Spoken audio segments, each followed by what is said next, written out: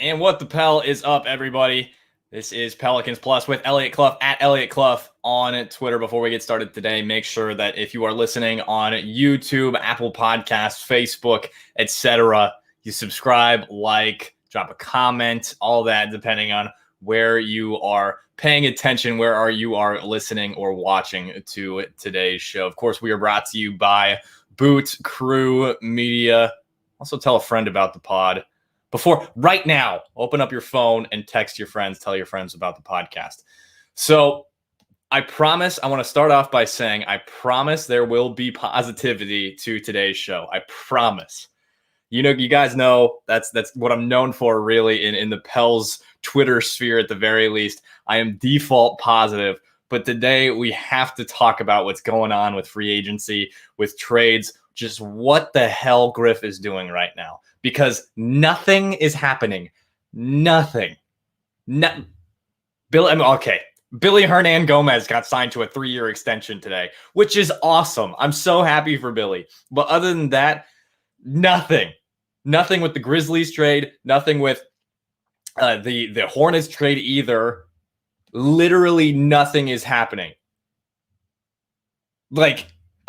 Great. You offered Tim Hardaway Jr. a $90 million contract. Chris Paul a $100 million contract. Whatever they offered Kyle Lowry. But follow that up with doing something. Like Kelly Oubre was available on the free agent market. And now he's with the Hornets. There was Lauri Markkanen, who you probably could have gotten one way or another from Chicago. One way or another that they could have signed it's just freaking anybody that was worth a crap. Los Pelicanos for, yes. I would have loved for them to sign Oubre just to talk about something. So, that's a great point. And on top of that, Oubre adds that hopefully 3 and D presence. He's a New Orleans native. I would have loved for him to be signed to this roster. Obviously, you got to do some finagling with money, but I would have loved for the Pelicans to go out and get Kelly Oubre, at least given the circumstances that they haven't gotten anybody. And you have to know Griff and Trajan had some sort of backup plan if they weren't able to get any of these free agents, weren't able to put together some of these trades. But if they come out of this with nothing, it looks really, really bad. Like Jasper, this is exactly it. I think we were offering people our money. They said no and went to somewhere else. And that's the facts. But you have to come up with something. Trades. Go out and get these fringe guys. Rondé Hollis Jefferson. You could. And they didn't go in early.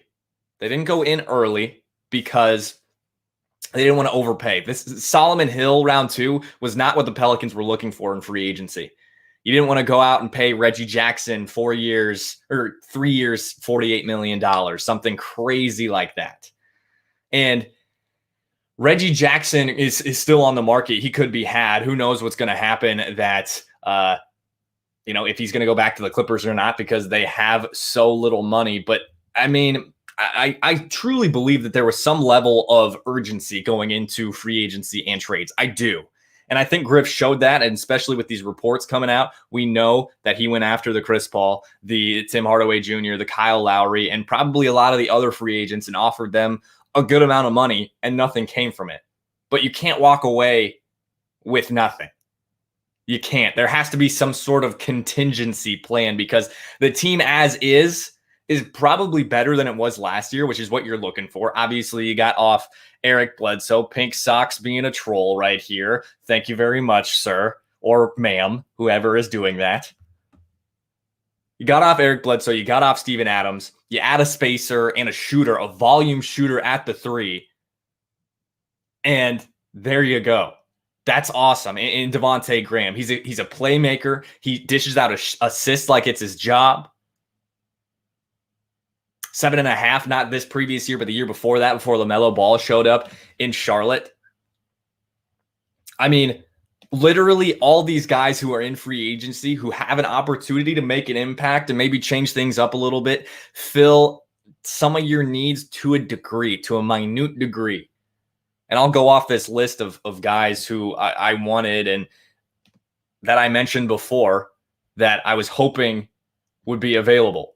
And Josh Hart coming back. I doubt it. From what I've heard, he does not want to be back in New Orleans, and a lot of the people in the New Orleans organization don't want him back. So I'm assuming if he's a restricted free agent. So who knows what's going to happen with that? He very well might be put in a trade. Who knows what's going to happen? But right now, I mean, there's just very few people left to bring in.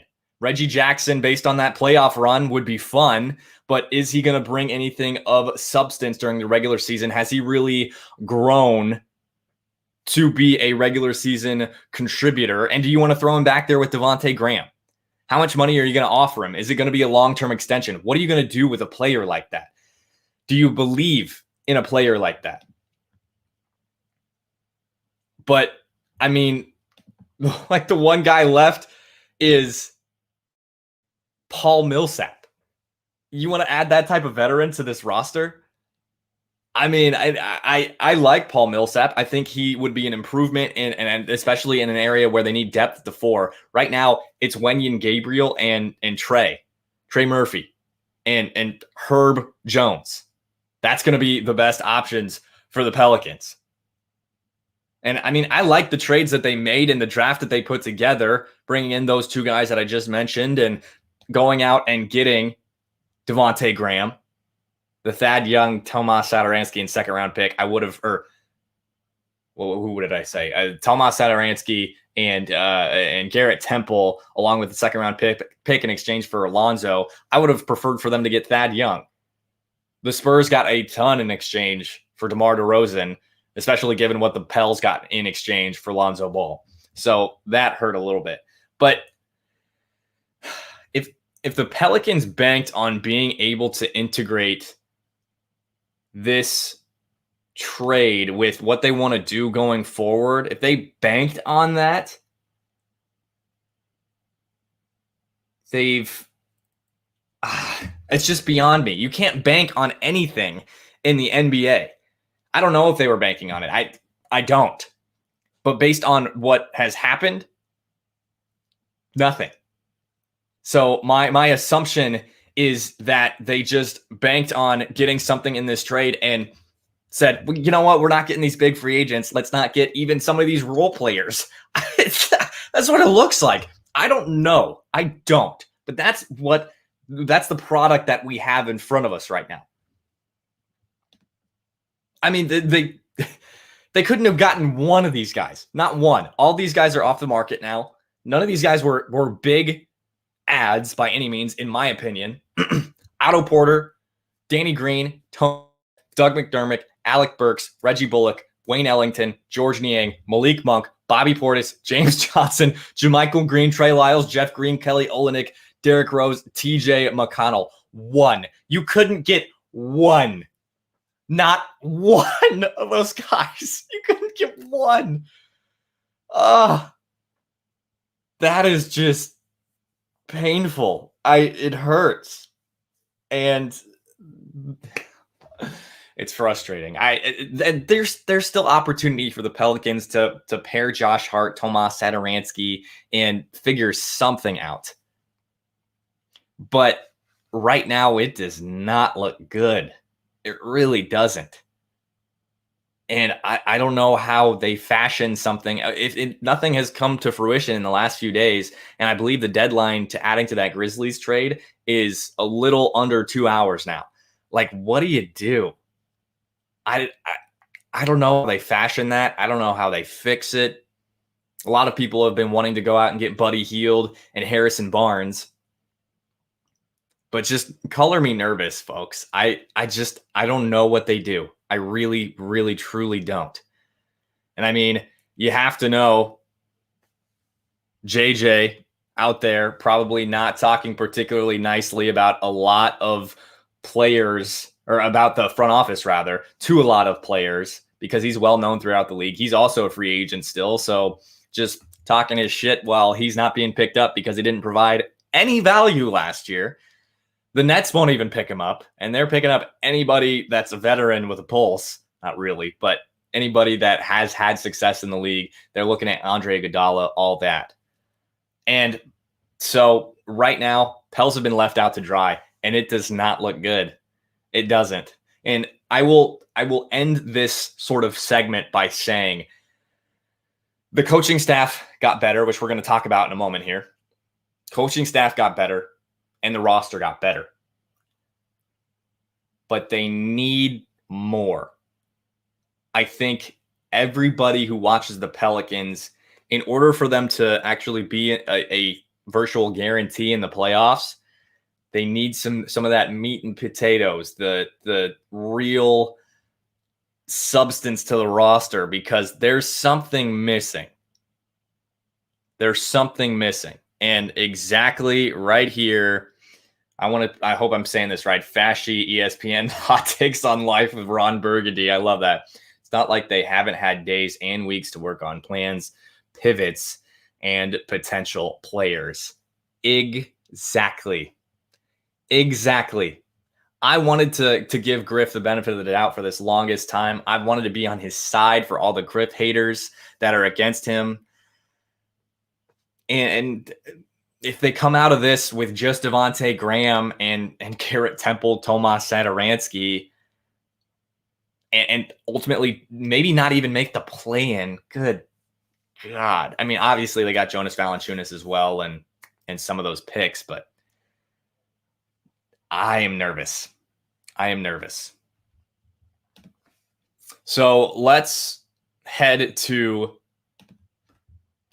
this other portion of, one more thing before we do that is there are a few free agents that remain that I do like. I'm going to look at Spot Track one moment. And for those of you who are intrigued as to who's available, Spot Track /NBA/free-agents does an awesome job of tracking who's signed, who's not. So you can go to all positions, all statuses, and then click available and update. And you can look at all the players who are still able to be signed in free agency right now. There are some discrepancies like Victor Oladipo on there, but he's agreed to a deal.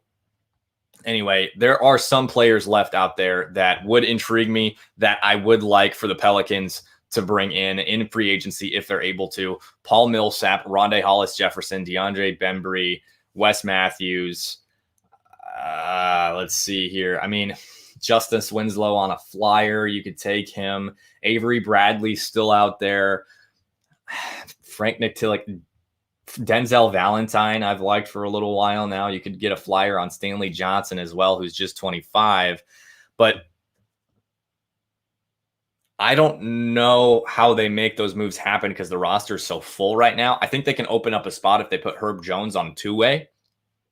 But some of these things have to really come to fruition too in terms of trades and stuff like that.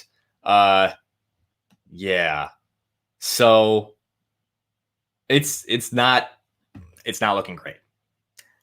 Let's transition now to some of that positivity, because with the additions to the coaching staff, we have yet to talk about that. Jaron Collins and Mike D'Antoni added to this coaching staff. Let's talk a little bit about Collins first. He's not as well known in the NBA as opposed to a Mike D'Antoni, especially in the coaching ranks. Again, I love both of these hires. Jaron Collins has been a coach with Willie Green as an assistant in Golden State before. Was on staff with the Warriors for the last 7 years for their championship runs. He's an NBA veteran. The guy was more than likely selected by Willie to be his head assistant and then confirmed by David Griffin after conversations between the two. And they had worked together before. I'd imagine Willie holds Jaron Collins in high regard. I don't know a whole lot about the guy. I know he was an NBA vet. I remember seeing him on games, if I'm remembering correctly. I think he was like a 10-year vet, which is great. You add another former NBA player on top of having Willie Green there to mesh some of that veteran, been there before. I'm an NBA guy. Like, I've been a coach for a long time as well, to mesh a little bit with these players. Green probably sees Jaron Collins as more of an offensive minded guy. And he's another one who's been under Steve Kerr, which is awesome. So I'm looking forward to that addition of Jaron Collins. The more I figure, I'm sure I'll find some podcasts and stuff like that, and I'll let you know the more I know about Jaron Collins. But I like the hire simply because Willie endorses him, and I'm a big fan of Willie Green and the Willie Green hire. A lot of you know that already. So now this is the big one that we found out about yesterday. Mike D'Antoni added as an advisor to the staff. I love this hire. I love it. I saw it come up on my feed. I get notifications from Shams and from Woj and from, I think, Chris Haynes. And I saw it and I was like, yes. And for those of you who follow me, which if you don't, it's at LA Club. I tweeted it and I said, yes, 7 seconds offense lives on. Mike D'Antoni is the curator of the 7 seconds or less offense in Phoenix with Steve Nash, with Amari Stoudemire. Sean Marion was on those teams. Raja Bell was on those teams. And D'Antoni is an offensive genius. Like, that's who he is. That's what he has been for a long time. Former head coach of the Nuggets, which I had no idea. Nuggets, Suns, Rockets, Knicks, Lakers. Last year, he was an assistant with the Nets, and he was also an associate, a head coach with the Sixers in 2015, 2016. I love this hire for so many reasons. I really do. I love this Mike D'Antoni hire for a lot of reasons, but one of them is all of that experience, because Willie Green is coming in having been a head coach, having not been a head coach, rather, having been an NBA player, having been an assistant around two teams, two championship level teams. And Mike D'Antoni can kind of supplement that with a little bit more of the, I've been a coach for a long time, been around the league, but I've only been in the coaching role. So I know how to bridge some of those gaps that he might not have in terms of just being a coach.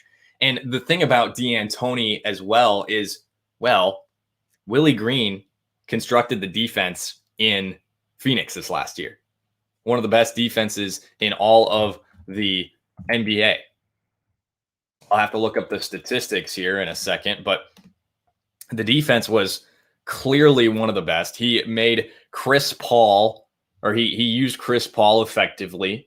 The Pelicans the Suns added Devin Booker to the list of somewhat decent defenders. Obviously, they had Mikal Bridges. Obviously, they had Jay Crowder. But I'm going to read this clip, or this piece from the recent article that I put out regarding the coaching search. For a more holistic reference, Green's defensive influence had Phoenix ranked 4th in defensive rating, 7th in defensive efficiency, and 9th in opponent shooting percentage over the course of the regular season. So that's where he's going to come in and add value on the defensive side of things.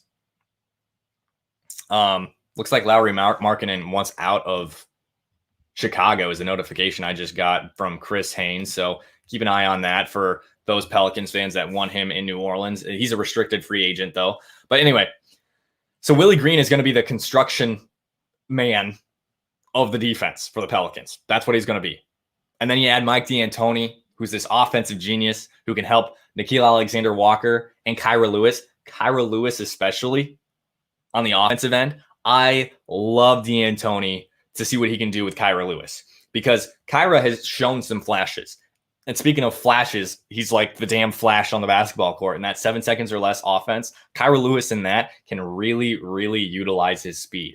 And I'm very much looking forward to that. Nah needs to take that leap on the offensive end this coming year. And I mean, he's a good defender. Good enough to, if he takes that leap on the offensive end under the tutelage of Mike D'Antoni, sign me up, man. I'm all about that. Let's do it. Let's go. And on top of that, if Zion and BI buy in defensively and buy into Willie Green and really lock down on the defensive side of things, having D'Antoni there as well to continue to develop their offense, damn. And focus on defense first. Focus on defense first. That's what this team needs. They were not good defensively this last year. And then bring on Mike D'Antoni to help supplement that. I think he can do a lot with Jackson Hayes too, if he's available. But what do you think about Mike D'Antoni? Do you like the hire? Do you like the addition of Jaron Collins as well? If you know anything about Jaron Collins that I haven't put in the video yet, you can drop it. Let me know. But Mike D'Antoni obviously added to the staff as an advisor. So very, very excited about that, clearly.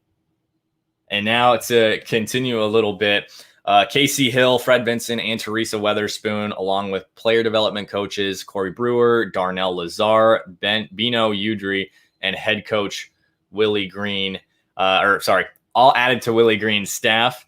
Very excited about these guys coming back, and Teresa. So these folks coming back, rather. Fred Vinson, continue to working on the jump shot with some of these guys.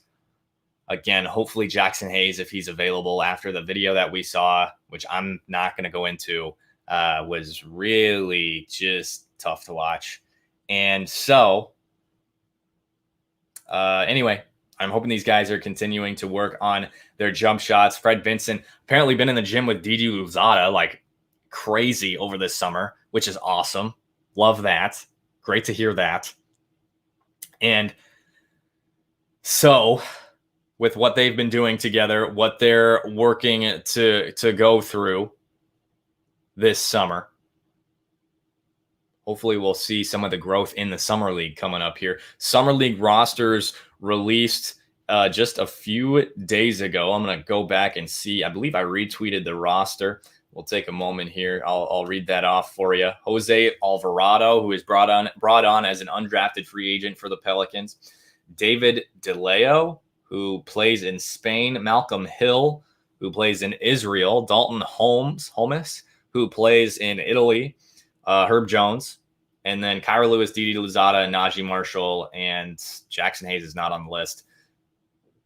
I'm not going to pronounce this right. And Zais Pezenix, who's from Latvia and has played for the Washington Wizards. And then Moses Wright, who's also out of Georgia Tech, like Jose Alvarado, will be on the roster along with Trey Murphy III. I will absolutely be watching all of the Summer League games that I can tune into. I can tell you that, because Summer League is, for those of you who are basketball nuts, Summer League is super freaking fun. I love the Summer League. I love watching these rookies come out and see what they can do with these teams against former NBA players, some of these other guys who are hungry on the come up. We saw Na be awesome two summers ago, and the athleticism of Jackson Hayes shown off. Didi Louzada played a little bit, showed that intensity, had the game-winning steal against the Miami Heat, and I really, really, really am looking forward to that jump shot. Like, we'll see how much Fred Vinson has been able to do with him on the jump shot in this coming amount of time.